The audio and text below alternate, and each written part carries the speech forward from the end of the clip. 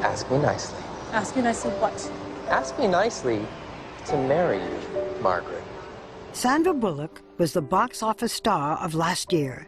Would you please, cherries on top, marry me? People like her. She puts paying fans in theaters. She does not win acting awards.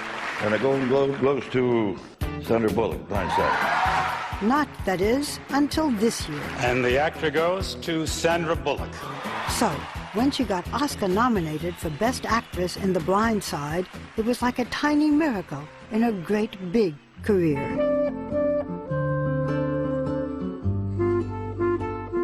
She is, whether she likes it or not, and she doesn't, the queen of romantic comedies. George! The gal who gets the guy moments before the closing credits. Hold on! Sure, the thriller Speed put her on the map, but when a cruise ship replaced the bus in the sequel, the colossal failure made her rethink things. If she was going to play cutesy-klutzy roles, then she darn well was going to control the sort of cutesy-klutzy roles she played. She became a successful producer, got rich and powerful. I need to talk to you for a second. And the girl next door became the woman in charge. Okay? Oh. But Sandra was clearly not content. She was, you see, the daughter of an opera singer mother and a voice coach father. As a kid, she would be at home in Virginia one day and traipsing around the great opera houses of Europe the next. Her parents were serious artists. Maybe she was supposed to be one too.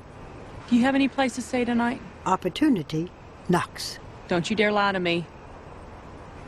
If you are one of the few people who haven't seen The Blind Side, it's the story of Michael Orr, a sweet, troubled black kid from an abusive home, adopted by an upper-middle-class white Southern family, who goes on to become a football star. Sounds like a ridiculous Hollywood fantasy. Two things make you buy it. One, it's true. Two, Sandra Bullock. You threaten my son. You threaten me. You so much as cross into downtown, you will be sorry. I'm in a prayer group with the DA. I'm a member of the NRA, and I'm always packing. But you see all those circles? Those are fish. Are they? Yeah. I've interviewed Sandra before, 15 years ago, in Mississippi, when she was filming A Time to Kill. In general, if one can be in general, do you want to be married? I would love to be in a place where I go, I'm ready to be married. Are you? No, not right now. 8 years later, she was ready.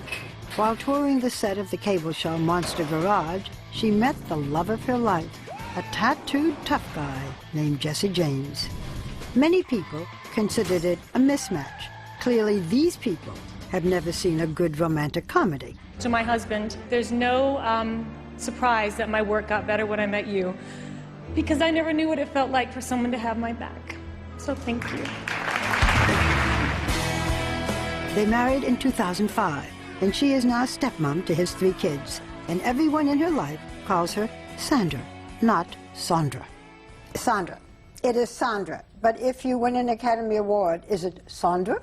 Well, people have been trying to make it Sandra for quite some time, but I don't think I have the class or the personality to support a Sandra. Even if you win an Oscar, you can't be Sandra. No, it's going to be Sandra. Sandra. Yes, Sandra. Okay. You and Meryl Streep, who is also nominated, have had this competition, this pretend. Maybe it's not so pretend. Maybe it's not. Yes. You know Meryl. Yeah. And if Meryl wins, what would you say to her? I'm going to beat the out of her. No, I'm just kidding. You know what? And thank you, Censor. And thank you, beepers. This is the girl. This is the girl next door. You have made more than 30 films.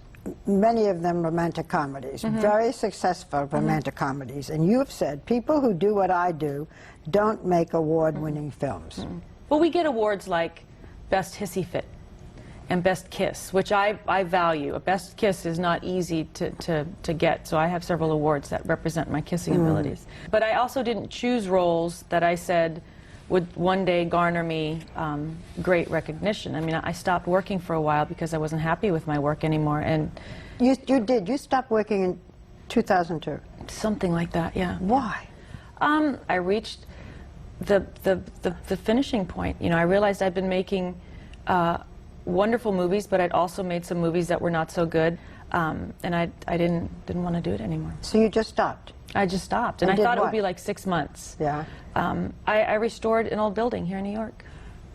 Well, I understand that you're very good at that your father taught you how to do things. I was the boy. I was supposed to be a boy. You were Sandy then. So Sandy, Yes, Babs. let's talk marriage. Okay. Okay. Because I know so much about it. Well, you got married fairly late. You Yeah. were 40. Mm-hmm. Why had you resisted it all those years? You know, I'd always had this feeling that if you got married, it was like the end of who you were. And I just never met anyone that was bigger than me.